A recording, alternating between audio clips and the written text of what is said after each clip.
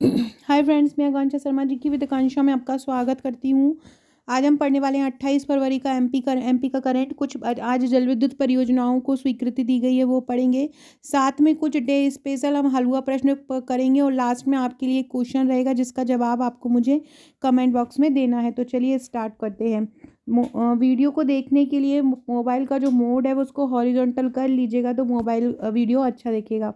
पहला क्वेश्चन है, पीएम ई बस योजना के अंतर्गत, एक सेकेंड, पीएम ई बस योजना के अंतर्गत मध्य प्रदेश में कितने नगरीय निकायों के लिए 552 ई बस का संचालन किया जाएगा? आज ही ये घोषणा हुई है। पीएम ई बस योजनाएं चल रही है पूरे भारत में, जिसके तहत मध्य प्रदेश के कुछ नगरीय निकायों में भी ई बस चलाई जाएगी। तो कितने नगरीय निकायों में ये ई बस चलाई जाएगी? 552 ई बस इसको नाम दिया है। कितने जिलों में, नगरीय निकायों में चली जाएगी? 6, 5, 7 या 4? तो ये चलाई जाएगी 6 नगरीय निकायों में। कौन कौन से में चलाई जाएगी, आगे पढ़ते हैं। तो मंत्रिपरिषद द्वारा शहरों में सिटी बस सेवाओं के बुनियादी ढांचे के विस्तार के लिए और ग्रीन हाउस गैसों के उत्सर्जन को कम करने के लिए ई बस सेवा का अनुमोदन किया गया है। मतलब इलेक्ट्रिक चार्ज होगी जो। पीएम ई बस योजना के अंतर्गत प्रदेश के 6 नगरीय निकायों, कौन कौन से नगरीय निकाय हैं? सबसे पहले तो है भोपाल, फिर है इंदौर, फिर है ग्वालियर, फिर है जबलपुर, उज्जैन और सागर। ये 6 ऐसे नगरीय निकाय हैं मध्य प्रदेश के जहाँ पर ई बस चलाई जाएंगी। 552 कितनी बस ई बस चलाई जाएंगी? 552। 552 शहरी ई बसों का पीपीपी मॉडल के आधार पर संचालन किया जाएगा। मंत्रिपरिषद द्वारा 800 करोड़ रुपए की लागत से ये निर्माण होगा। इससे अधोसंरचना निर्माण भी मध्य प्रदेश का होगा और इसमें 1100 करोड़ रुपए की स्वीकृति भी दे दी गई है। योजना की स्वीकृत अवधि 2022-23 से 2023-24 में बढ़ाकर 2024-25 तक कर दिया है। अगला क्वेश्चन है, सीतापुर हनुमना माइक्रो सिंचाई परियोजना कहाँ संचालित है? रीवा में, सीधी में, मंडला में या भोपाल में? सीतापुर हनुमना माइक्रो सिंचाई परियोजना कहाँ पर है? तो जो सीतापुर हनुमना माइक्रो सिंचाई परियोजना है वो सीधी जिले में है। कहाँ पर है? सीधी जिले में है सीतापुर हनुमना माइक्रो सिंचाई परियोजना। याद रखिएगा कहाँ पर है, सीधी जिले में। आज इस परियोजना के निर्माण के लिए स्वीकृति भी दी गई है। सीधी जिले में 4167 करोड़ 93 लाख रुपए की लागत से सीतापुर हनुमना माइक्रो सिंचाई परियोजना को प्रशासकीय स्वीकृति दे दी गई है। परियोजना से रीवा, मऊगंज, सीधी, सिंगरौली जिले के 663 गांवों को सिंचाई सुविधा का लाभ प्राप्त होगा। क्या होगा इस परियोजना से? इस परियोजना से रीवा हुआ, मऊगंज हुआ, सीधी एवं सिंगरौली के 663 गांवों को सिंचाई सुविधा का लाभ प्राप्त होगा। अगला है, ताखाजी सूक्ष्म दबाव सिंचाई परियोजना कहाँ प्रस्तावित है? कौन सी बोल रहे हैं? ताखाजी। ऊपर कौन सी थी? सीधी। ऊपर कौन सी थी? ऊपर थी सीतापुर। याद रखो, सीतापुर कहाँ पर है? सीधी में है। सीतापुर कहाँ पर है? सीधी में है। और ये क्या है? ताखाजी। ताखाजी सूक्ष्म दबाव सिंचाई परियोजना कहाँ प्रस्तावित है? रीवा, सीधी, मंडला या मंदसौर? तो ये है मंदसौर जिले में। ताखाजी सूक्ष्म दबाव सिंचाई परियोजना कहाँ पर प्रस्तावित है? मंदसौर में है। मंदसौर में 60 करोड़ 3 लाख रुपए की लागत से ताखाजी सूक्ष्म दबाव सिंचाई परियोजना संचालित है। इसकी जो क्षमता है वो 3550.53 हेक्टेयर है, जिसको स्वीकृति दे दी गई है। कितने की है? 60 करोड़ 3 लाख रुपए की है। अगला है, जापानीज इंसेफेलाइटिस टीकाकरण अभियान का शुभारंभ मध्य प्रदेश में कहाँ से हुआ है? भोपाल में, इंदौर से, रीवा से या शहडोल से हुआ है? तो ये हुआ है भोपाल से। कहाँ से हुआ है?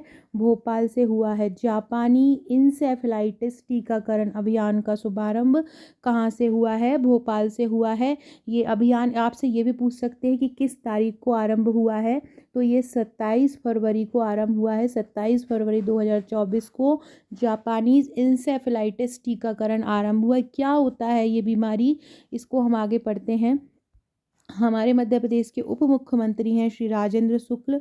इन्होंने DEIC, जिसको डिस्ट्रिक्ट अर्ली इंटरवेंशन सेंटर बोलते हैं, जो कि भोपाल में है, वहाँ से जापानीज इंसेफेलाइटिस टीकाकरण अभियान का शुभारंभ किया। कहाँ कब आरंभ हुआ, इसकी डेट क्या हो गई है, 27 फरवरी 2024। अभियान में भोपाल, नर्मदापुरम, इंदौर और सागर जिलों के 1 वर्ष से 15 वर्ष की उम्र के लगभग 37 लाख बच्चों का टीकाकरण किया जाएगा। पिछले साल विदिशा एवं रायसेन जिलों में टीकाकरण किया गया था। जापानी जो इंसेफ्लाइटिस वेक्टर है, बोर्न डिजीज़ है, मतलब बचपन से ही आती है। यह बीमारी क्यूलेक्स मच्छरों के काटने से होती है। किसके? क्यूलेक्स मच्छर जो होता है, याद रखना, ये क्वेश्चन आपसे पूछा जा सकता है कि जो जापानीज़ इंसेफ्लाइटिस बीमारी होती है वो किस मच्छर के काटने से होती है, तो वो क्यूलेक्स मच्छर के काटने से होती है। यह मच्छर जो होते हैं वो रुके हुए पानी में रहते हैं और रात के समय काटते हैं। आरडीआई प्रजाति का ये पक्षी होता है और सूअर इस बीमारी के फ्लेवी वायरस के मुख्य संवाहक होते हैं। ये वाली जो बीमारी है पहली बार जापान में देखी गई थी, इसलिए इसको जापानी इंसेफ्लाइटिस कहते हैं। संक्रमण के बाद विषाणु व्यक्ति के मस्तिष्क एवं रीढ़ की हड्डी सहित केंद्रीय नाड़ी तंत्र में प्रवेश कर जाता है। इस बीमारी के अधिकांश मामलों में कोई लक्षण नजर नहीं आते हैं। गंभीर मामलों में सिर दर्द होता है, ब्रेन टिश्यूज की सूजन या इंसेफ्लाइटिस की समस्या हो सकती है। जापानीज इंसेफ्लाइटिस बीमारी का खतरा 1 से 15 साल के बच्चों में होता है। किस में होता है? 1 से 15 साल के बच्चों में होता है। अगला क्वेश्चन है, भारत में जैविक कॉटन का कितने प्रतिशत मध्य प्रदेश में उत्पादित होता है? 47%, 49%, 50% या 45%। तो भारत में जितना भी ऑर्गेनिक कॉटन है या जैविक कॉटन है उसका 47% अकेले मध्य प्रदेश में ही उत्पादित होता है। और मध्य प्रदेश में सबसे ज़्यादा कहाँ पे होता है? खंडवा, खरगोन में कपास उत्पादित होता है। प्रदेश का कपास उत्पादन में देश में 6वां स्थान है, ये भी याद रखिएगा। कपास उत्पादन में मध्य प्रदेश का स्थान कौन सा है? 6वां है। और ये देश का 47% जैविक कॉटन का उत्पादन करता है। मध्य प्रदेश मलबरी सिल्क उत्पादन में भी अग्रणी है। ग्वालियर, इंदौर, उज्जैन, पीतमपुर और जबलपुर में परिधान क्लस्टर्स और धार में पीएम मित्र पार्क स्थित है। ये क्वेश्चन भी इम्पोर्टेंट है, ये पूछ सकते हैं कि पीएम मित्र पार्क कहाँ पर है, तो ये धार में है। और इसके कारण मध्य प्रदेश में विभिन्न निवेशक आते हैं अपना पैसा लगाने में। इसके कारण मध्य प्रदेश को 25,000 करोड़ का निवेश भी प्राप्त हुआ है। इसकी जानकारी हाल ही में इसलिए मिली है कि अभी वर्तमान में एक कपड़ा प्रदर्शनी लग रही है न्यू दिल्ली में, जो विश्व की सबसे बड़ी कपड़ा प्रदर्शनी है, जिसको भारत टेक्सो बोलते हैं, भारत टेक्सो बोलते हैं। और ये 26 से 29 फरवरी 2024 तक लगेगी। दिल्ली के 2 प्रदर्शन केंद्रों में ये लग रही है, एक तो भारत मंडपम में और एक यशोभूमि में लग रही है। अगला क्वेश्चन करने से पहले फ्रेंड्स, ये हमारे जनवरी का करंट अफेयर्स है। अगर आपने हमारा जनवरी का करंट अफेयर्स नहीं लिया हो तो आप परचेस कर सकते हैं। इसकी ई बुक 25 रुपये की है। और साथ में अगर जनवरी के हलवा प्रश्न अगर लेना चाहते हैं तो जो हलवा प्रश्न की PDF है वो 10 रुपये में है। और ये जनवरी के करंट अफेयर्स की जो PDF है, हर दिन का इसमें करंट, 1 जनवरी का करंट MCQ में भी, 2 जनवरी का करंट MCQ में इस प्रकार किया गया है। ये फ्रेंड्स हमारे MPPSC प्रीलिम्स के नोट्स हैं।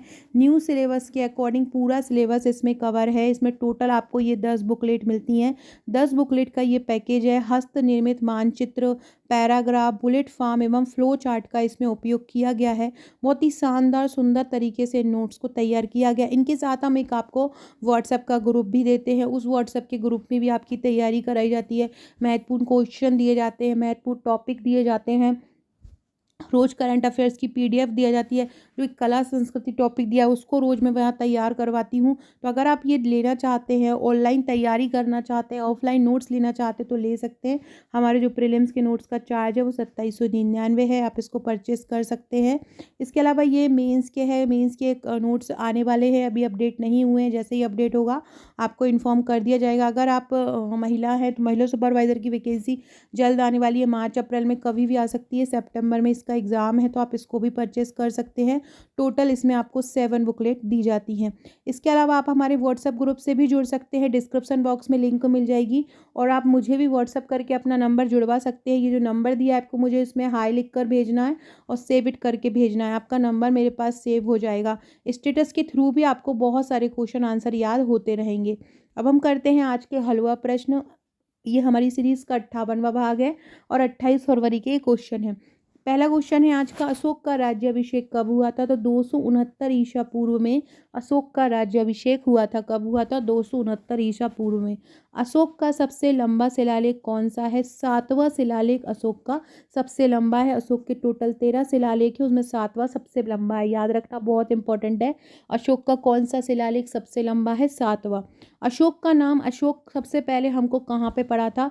तो मौस्की एवं गुर्जरा अभिलेख जो है दतिया में, वहाँ पर अशोक का नाम अशोक मिला था। अशोक ने स्वयं को मगध का सम्राट किस अभिलेख में बताया था? एक भाब्रू अभिलेख है, वहाँ पर अशोक ने स्वयं को मगध का सम्राट बताया था। कलिंग विजय का वर्णन किस शिलालेख में मिलता है? 13वें। सांची का स्तूप किसने बनवाया था? अशोक ने बनवाया था। श्रीनगर की स्थापना किसने की थी? अशोक ने की थी। अशोक के शिलालेखों की खोज किसने की थी? टी फैंथलर ने की थी। अशोक के शिलालेख को सबसे पहले किसने पढ़ा था? जेम्स प्रिंसेप ने पढ़ा था। अशोक की मृत्यु कब हो गई थी? 232 ईसा पूर्व में अशोक की मृत्यु हुई। हरिसेन का प्रयाग प्रशस्ति लेख जानकारी देता है किसकी? समुद्रगुप्त की। हरिसेन का जो प्रयाग प्रशस्ति लेख है किसकी जानकारी देता है? समुद्रगुप्त की देता है, और ये हमारे मध्य प्रदेश के सागर में है। आज का पहला क्वेश्चन है, आज का क्वेश्चन जो आपके लिए है, मेडिकल डिवाइस पार्क कहाँ पे बन रहा है? उज्जैन में, इंदौर में, भोपाल में और रीवा में। आपको कमेंट करके बताना है। भारत में टोटल 4 मेडिकल डिवाइस पार्क प्रस्तावित हैं, जिसमें से एक हमारे मध्य प्रदेश में बन रहा है। ये मध्य प्रदेश में कहाँ बन रहा है, ये आपको मुझे कमेंट करके बताना है। कमेंट जरूर कीजिएगा। वीडियो अच्छा लगे तो लाइक शेयर सब्सक्राइब कीजिएगा। Okay friends, thank you.